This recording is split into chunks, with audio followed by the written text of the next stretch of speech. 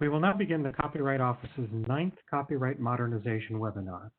During the program, attendees may submit questions using the Q&A panel on the right side of the WebEx screen. You might have to expand the panel by clicking on the arrow next to where the label Q&A appears.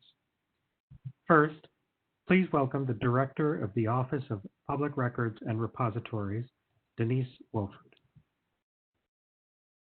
Hello, I'm Denise Wolford, the Director of the Copyright Public Records and Repository Office. Happy Thursday and welcome to our webinar. Speaking with me today from the Public Records and Repository Office are Sean Gallagher, a Management Program Analyst and the Product Owner for the new Public Records System, and Robin Correas, a Program Analyst and Subject Matter Expert on U.S. Copyright Public Records. Today represents an exciting time in the Copyright Office's modernization efforts. The office is in the process of transforming its records by including new data that we've never collected before, converting our extensive paper-based records to online digital formats, enhancing how all copyright records are searched, and ensuring these records are preserved. The public record pilot in today's presentation will replace existing multiple systems and paper collections with the goal of creating a consolidated online platform for viewing all copyright records. On the next slide, let's dig a little bit deeper into the background of public records. Copyright public records are covered under Title 17 of the U.S. Copyright Code in Chapter 7, Section 705 and 707. In Section 705, the Code says, "The Register of Copyrights shall ensure that records of deposits, registrations, recordations, and other actions taken under Title 17 are maintained, and that indexes of such records are prepared." Section 705 goes on to state that such records and indexes, as well as the articles deposited in connection with completed copyright registrations retained under the control of the Copyright Office, shall be open to the public for inspection. Section 707 states the Register of Copyrights shall compile and publish at periodic intervals catalogs of all copyright registrations. These catalogs shall be divided into parts in accordance with various classes of works, and the register has the discretion to determine, based on practicality and usefulness, the form and frequency of publication of each particular part. In addition, 707 grants the register the authority to publish compilations of information, bibliographies, and other material they consider to be of value to the public. So what does all of this mean to our current online world of electronic records? The existing online public catalog is available on the U.S. Copyright Office's website and contains records related to registrations and recorded documents issued after 1978. Paper copies of pre-78 records can only be accessed physically on site here in the U.S. Copyright Office in Washington, D.C. However, through our outreach efforts, we have received numerous input that the current online system and the paper records do not meet the needs of the copyright community. Because many of these records pertain to works still under copyright protection, the Copyright Office truly understands the importance of providing open, accurate, and timely data on all copyright ownership. The new public record system you will see today seeks to achieve this by making copyright records easily searchable and widely available to authors, entrepreneurs, and all who need them. In practice, the U.S. Copyright Office has the most extensive collection of copyright records in the world. Whether it's through the registration process used to register a copyright or the recordation process, which is used to record transfers or terminations of copyright ownership. The office has public users, researchers, organizations, businesses, and law firms from across the globe that use these records to find information on copyright ownership. Next is Robin Correas to discuss the integration of historical public records into the new public record system. Thank you, Denise. As Denise mentioned, the Copyright Office holds the most complete collection of copyright records of ownership in the world. The physical copyright historical records are comprised of record books, the card catalog, the catalog of copyright entries, and a collection of microfilm. Each of these records provides a specific purpose in search for copyright information. The copyright record books include applications for registration, renewals, certificates of registration, notices of use, and patent examiners' ledgers and patent certificates. This collection also includes assignment transfer documents, and there are over 26,000 volumes in this collection. The copyright card catalog is the physical catalog, is the finding aid for copyright records from 1870 through 1977. There are over 41 million card images in this catalog, and this catalog enables users to find records such as recordation and registration records. The catalog of copyright entries contained registrations and renewals from 1891 through 1977. This collection covers registrations only. There are no assignment or transfer documents in this collection, and there are approximately 674 volumes in this collection. Also part of the historical record collection is microfilm. We have approximately 23,000 reels of microfilm, and this microfilm is a service copy of applications and recorded documents. There are also microfilm copies of pre-1870 records, and the original paper copies of these records are in the Library of Congress Rare Book Reading Room. As mentioned earlier, records from 1870 through 1977 are available for search on site in the Copyright Card Catalog. Post 1978 records are searchable online. In the next slide, we'll look at a couple of records from the current public system and one from a previous system. On the left is a record from our COPIX system, which is the first copyright online system that was used. This is a detailed record from the COPIX system. And as you look at the record, you can see that the labeled view does not really do a good job of defining the information you're looking at. This system did not offer a keyword search option. Searchers were left matched by name and title. And if you had the registration number, you could search by registration number. There were also three separate components to this database. There was a separate one for monographs, one for serials, and one for documents. On the right is a detailed record from the current public catalog. This system offered some enhancements and improvements over the old COPIX system. All the record types were combined into one database, and search options such as keyword search was available. There were added filters and limits available, and the labels clearly identify the information in the record. Another part of our online systems is the copyright imaging system. This system contains images of applications and certificates for registered works beginning in late 1993 and includes images of recorded documents beginning in 1996. CIS is searchable by the registration number, by the document number, or by an in-process number. And this system is accessible only from within the Copyright Public Records Reading Room in the Madison building. In the next slide, Sean will provide a little background information as to information we gathered to begin our modernization process. Thanks, Robin, and thank you, Denise, for giving us an overview of the reason that the Copyright Office makes our public records available and what we've done up until this point to make those records available to the public. So Denise referenced some of the feedback that we've received over the past 2 years before we began development on this new public record system. We've reviewed documents, reports, and feedback collected as far back as 2004 to provide input into the development process. This also includes a number of public outreach efforts as well. All these requirements were reviewed and prioritized by copyright staff before development began. On the next slide, we'll give you a brief reminder of what the current public catalog looks like on cocatalog.loc.gov. The interface at this point is a little bit outdated. We've heard feedback from many people that there's very strict formatting on how you can search for registration or recordation numbers or even titles in this format. We've also heard back from people that they're not happy with that 10,000 result limit that people often encounter.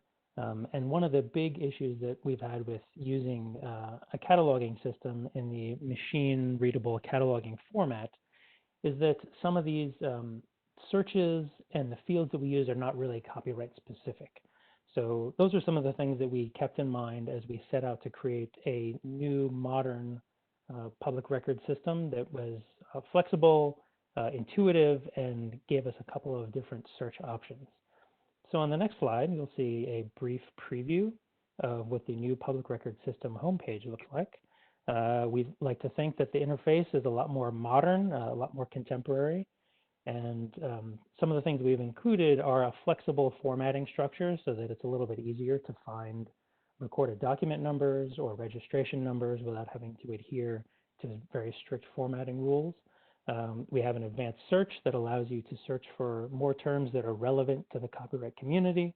And we've included some dynamic facets and filters to help you find the records that you're truly searching for. So on the next page, we have a brief preview of the keyword search. And just recently, Dr. Hayden gave a presentation to some staff where she read Goodnight iPad, which is a book by Android, to some of us for Take Your Kids to Work Day when we unfortunately couldn't be there in the office. So I thought that might be a good example to start off with. So you can see I put Goodnight iPad into the search bar, and it's a pretty unique term. So of course, that's one of the first search results that pops up.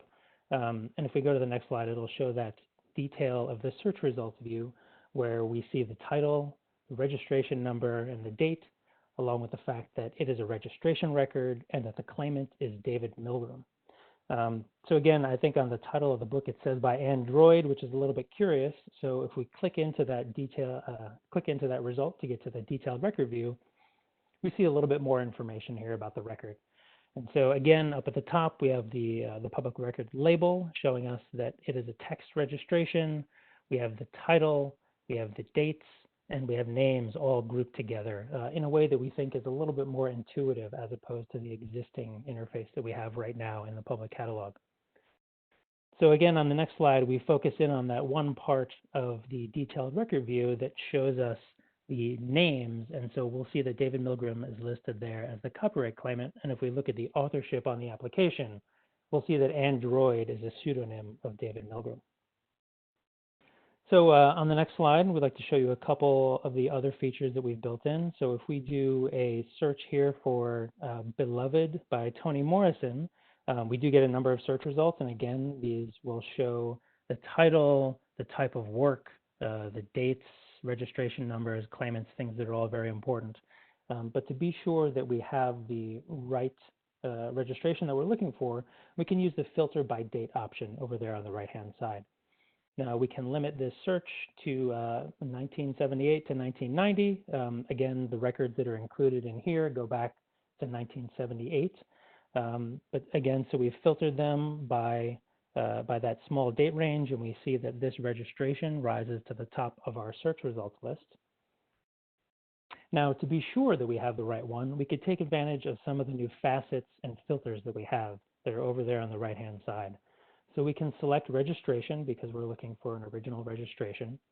And then below registration, you'll see that we have the registration classes as well as the item types below that. So in this example, we skipped right over the registration classes and just selected the text item type to see that we're getting the right search results back. So on the next page, we'll show that we did indeed have the correct registration for Toni Morrison's Beloved.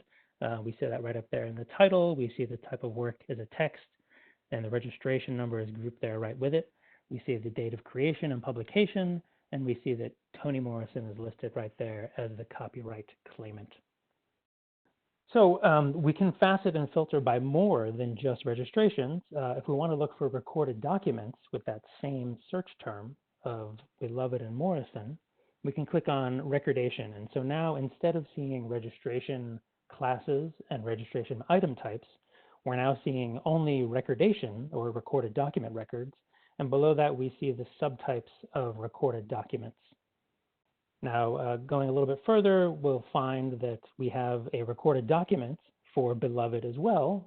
And in the title here, they were nice enough to include the registration number, so we can verify that is the correct one that we're looking for. And so we'll see that it's Toni Morrison, it's Beloved, but then if we look down at the bottom with the names, we'll see that we've identified Toni Morrison as the first party and Harpo Inc. as the second party. And so I believe this is when Toni Morrison transferred over the rights to Oprah's company, for which she eventually produced a film about Beloved. So let's do another search, and we'll also show some of the basic sorting features that you've probably come to expect with any modern search engine. So we've put Jason Reynolds, who is the library's national ambassador for young people's literature, into our keyword search bar, and we've come back with a number of results. Now, Jason started writing a little bit more recently, so I think that top result might not be quite correct, but it does match for the name. So what we'll do is we can use some of the sort features to sort by relevance, sort by title, or sort by date. So if we sort by date descending, that'll bring us to the next page, and it will bring up results that are a little bit more recent. And so we'll see the examples such as Patina, Sunny, and Lou, which some of his more recent works are all included right there in our search results. Now, if we scroll down to the bottom of this page, our search results are currently set to 10 per page, but of course you can select how many results you'd like to show up per page from 10 to 100. And you also can use those arrows to page back and forth through your pages of results or skip to the end or the beginning, depending on where you are in the search results. And so next, I'd like to hand it back over to Robin to discuss some of our more flexible searching formats and advanced search. Thank you, Sean. As Sean mentioned during his talk on background information for this modernization effort, we learned through surveys and other outreach activities that our users were not really happy having to enter leading zeros before registration numbers and the strict formatting limitations that Voyager provided. So in this new system, we've improved that. If you look to the right of the screen, you'll see that this registration number, we can enter spaces, hyphens, any flexible format will give you the same record as the one on the left shows when entering leading zeros. On the next slide, we'll also show that the new system can handle standard numbers such as ISBN numbers. It can accommodate search by either a 10 or 13 digit number. And in this slide, we're searching by ISBN number for the book entitled When Books Went to War, the stories that helped us win World War II. And the next slide, you can see the detailed record view for this record. And on the next slide, it highlights the fact that the standard number, the ISBN number, shows in the search function. On the next slide, we'll take a look at the advanced search page. And as Sean also mentioned, our previous system was not really tailored to copyright registration records. In this advanced page, you can select a search by either all records. You could limit your search to registration records or recordation records. And you'll also see in the box, which we are fondly calling our mini mega menu, you have a capability to search by copyright claimant if you're looking for registration records. And you can also search by party, party 1 or party 2 if you're looking for recordation records. On the next slide, we'll take a look at a search at the contains, is exact, and starts with capabilities. If you're familiar with the library world with left anchor or left match search, this starts with operates the same as a left match search would.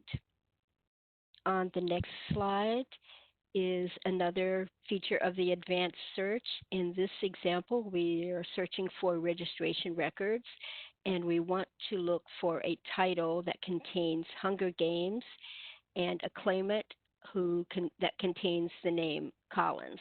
We've also limited this search to TX or literary works.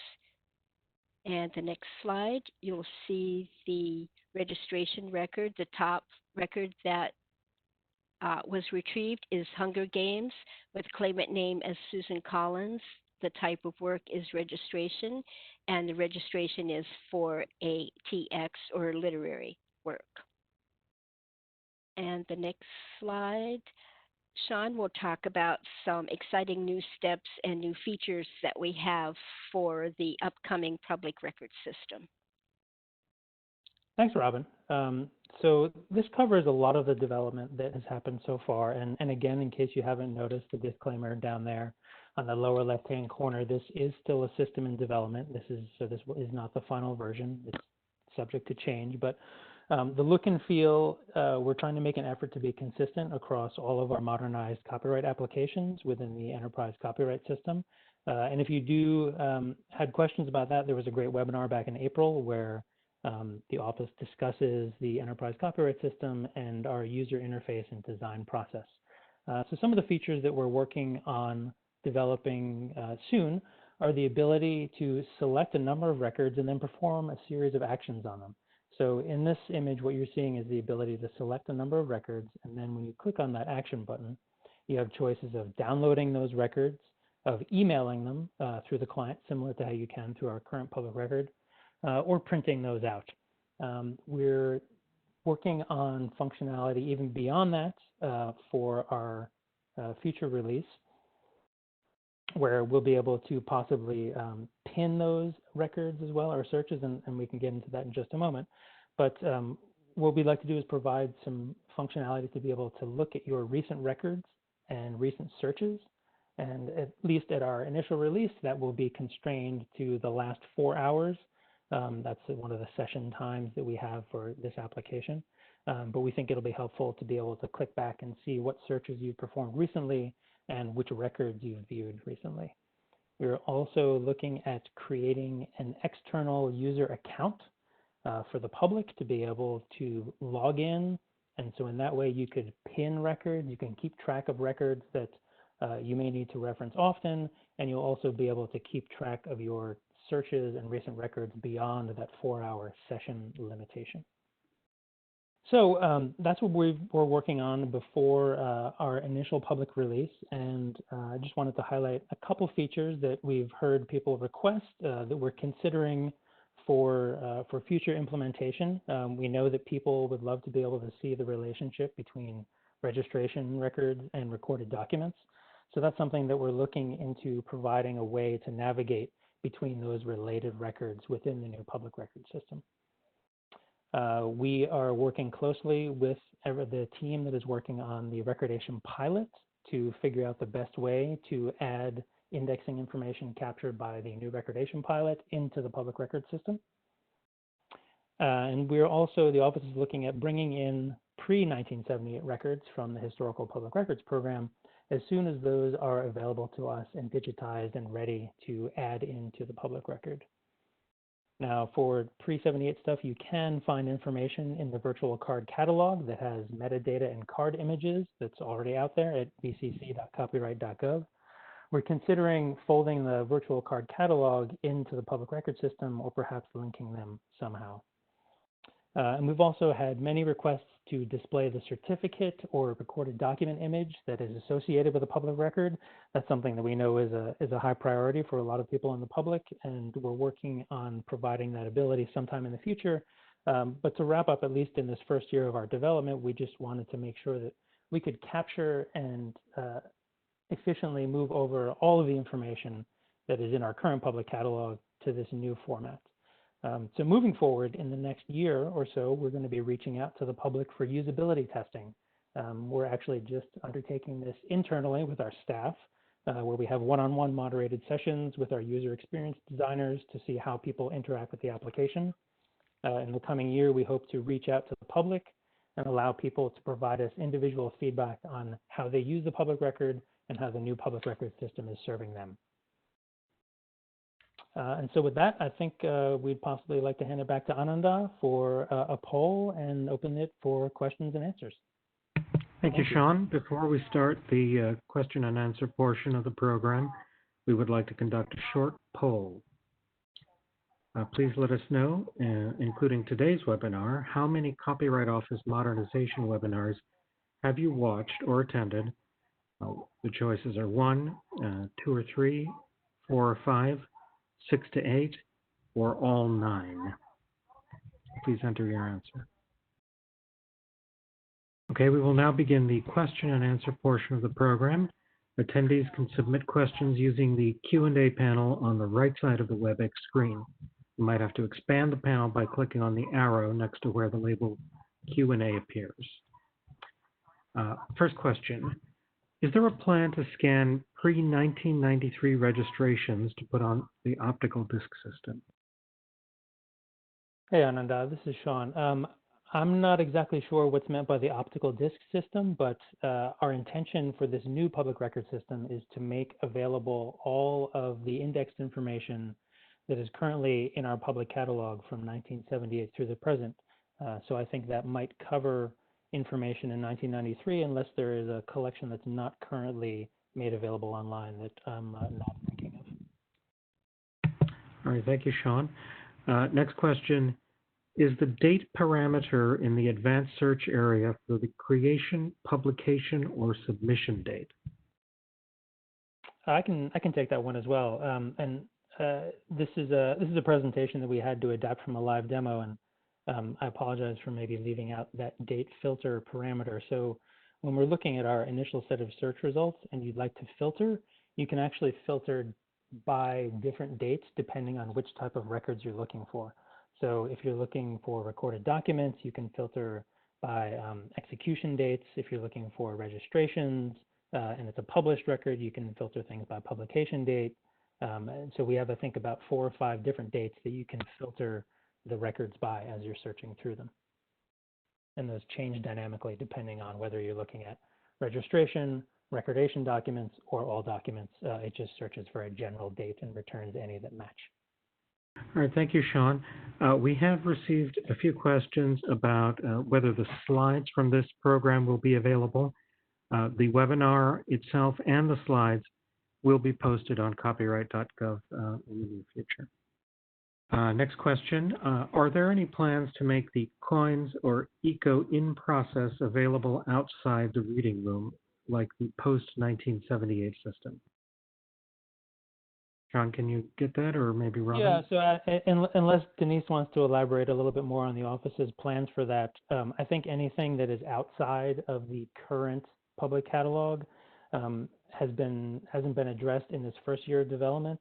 Moving forward, I think there may be some legal decisions on making that sort of information available and searchable outside of the physical office. Denise, did you have anything to add to that? Yeah, I would just add, in terms of developing the overarching ECS system, we will be looking at how information will be available, whether it's available as part of the ECS under the registration system, the recordation system, or whether it will be part of the public record system. So many of those decisions are still to be determined at this point. All right, thank you, Denise. Next question. When should this new interface be used approximately? When can we expect it to be available? So Ananda, this is Sean. Right now, we're targeting a fall initial public release of this pilot or proof of concept, with I think that season being probably what we're targeting for at the moment. All right, thank you, Sean. Next question, perhaps for Denise. Is there any way to currently access deposit material given that our physical locations are closed because of the pandemic? Yes, that's actually a good question. We are beginning to start back operations on a limited basis in the office, and we'll be processing deposit requests that we have already received. And so, yes, there are ways to get that processed and responded to, I would encourage you to go ahead and use the normal process of contacting the Records Research and Certification Office to get your request in the queue. All right, thank you, Denise. Next question. How will we be able to provide information on errors such as typos and transcription issues?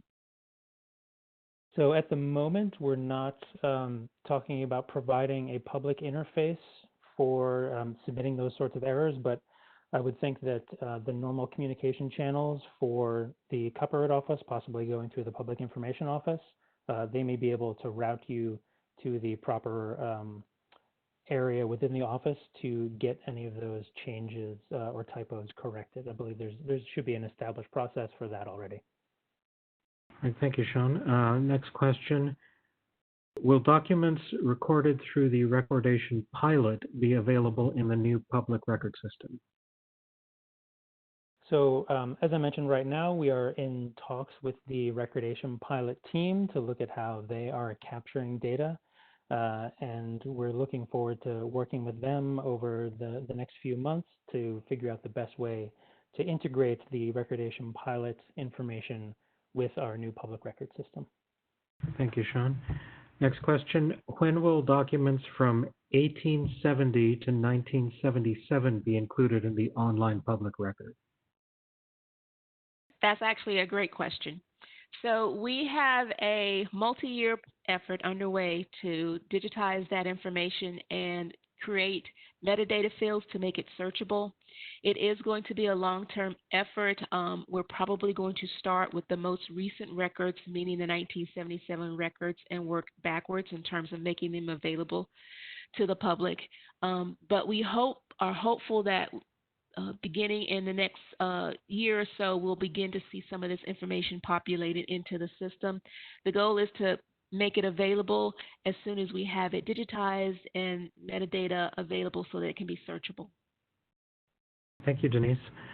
And this question may be for Sean or Robin. Does the new public record system also offer flexibility in search by recordation number? Yes, it does. You won't be limited to the strict format that Voyager now requires. So it will be as flexible as the registration number search is. All right, thank you, Robin. The next question, will we be able to bulk download records from the new system? So I think as we showed briefly towards the last slide, you'll be able to select a small amount of records that you find on your search results and download those. But in terms of bulk downloading records, I think that speaks a little bit more to APIs, and that's something that is still under consideration by our general counsel. And I think if we have a decision on that in future years, it's something that we'll consider. Okay, thank you, Sean. I think that's the last of the questions we have for now. That will conclude today's webinar. When you sign out of the session, we encourage you to take part in a brief survey regarding your experience. We use this to improve our webinar program, so your feedback is greatly appreciated. Thank you for your participation today, and please join us for our next webinar.